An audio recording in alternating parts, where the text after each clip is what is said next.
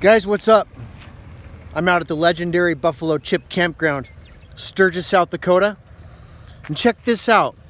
If you come just past the actual Buffalo Chip, which is right over here in the background, you turn at this sign right here. There's a new motocross track. Unbelievable. Check this out.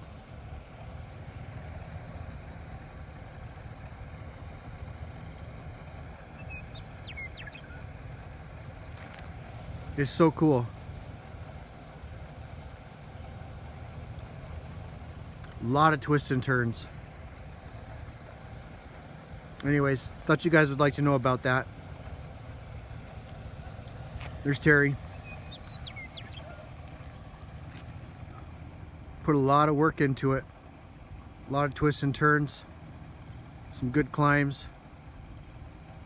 Anyways, I hope you can see that good.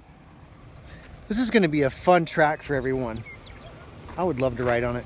Anyways, I hope you like this video. Give it a thumbs up, share it, and we'll see you at the rally this year. Peace.